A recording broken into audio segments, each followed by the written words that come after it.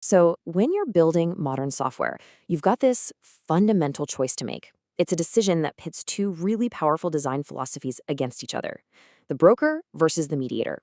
Today, we're going to break down this critical trade off in event driven architecture. Let's get right into it.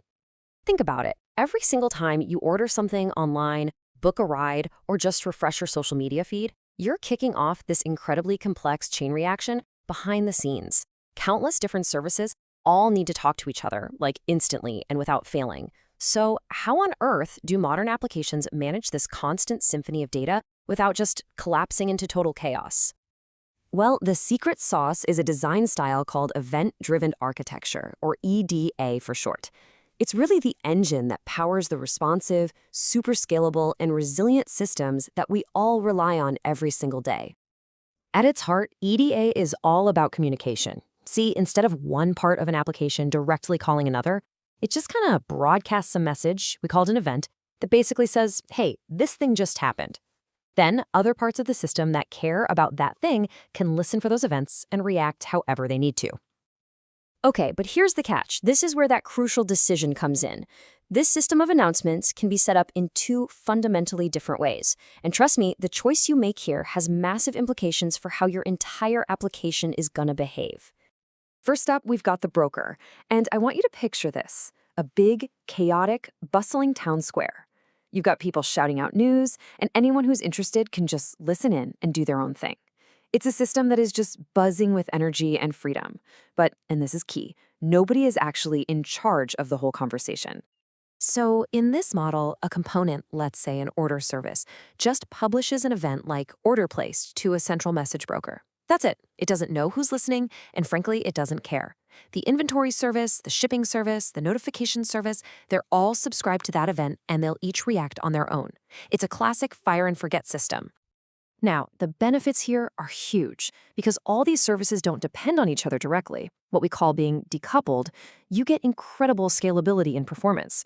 You can add new services, update old ones, or even take them away, all without the risk of bringing the whole system crashing down.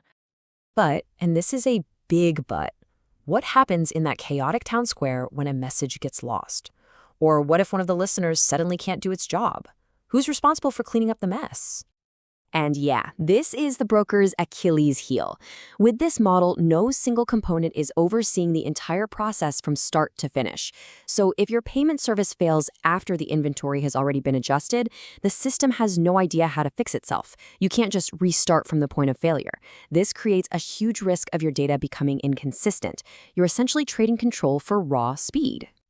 All right, so if the broker is that chaotic town square, let's look at the complete opposite, the mediator. Think of this one as a strict, disciplined orchestra conductor. Every musician, or in our case, every service, only plays their part when the conductor tells them to. So here you have this central hub, this brain called the event mediator. It receives an initial event, and then it orchestrates the entire sequence of steps that follow, telling each service exactly what to do and when to do it. Now, this slide is super important because it gets at a really critical shift in thinking. With the broker, an event is just an announcement of something that has already happened. With the mediator, these messages become commands. They are direct instructions for what must happen next. A service can't just ignore a command from the mediator. The best way to really get this is to walk through that same online order example, but this time, our orchestra conductor, the mediator, is running the show. See, the mediator knows that placing an order isn't just one thing. It's a multi-stage process. When it gets that initial place order event, it takes total control, guiding the request through each of these 5 steps. And it makes sure nothing moves forward until the previous stage is totally complete. Okay, let's really zoom in on step 2, because this is where it gets interesting. At this point, a few different things need to happen pretty much at the same time. The customer's payment has to be processed, the inventory has to be updated, and a confirmation email needs to be sent out.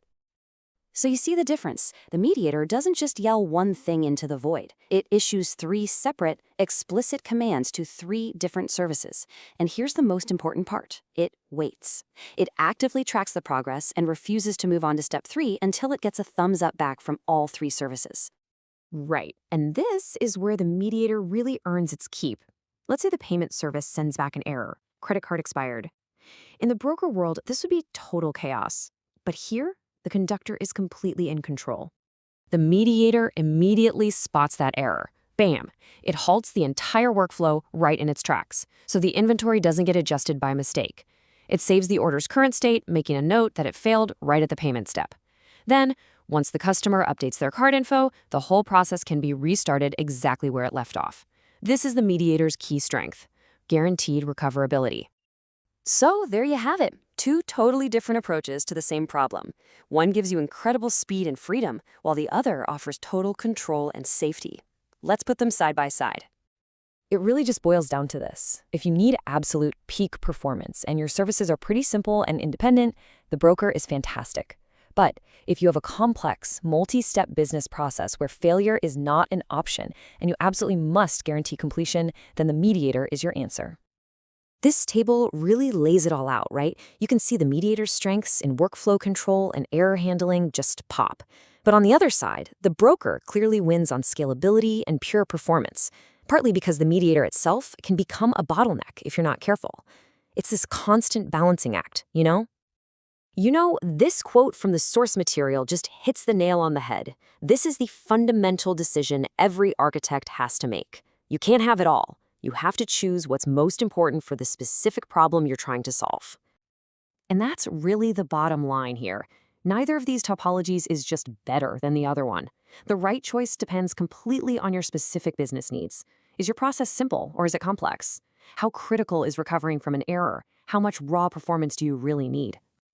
So ultimately, you have to ask yourself, for the system you're building, do you need the raw, uncoordinated energy of a town square or the precise, controlled execution of an orchestra?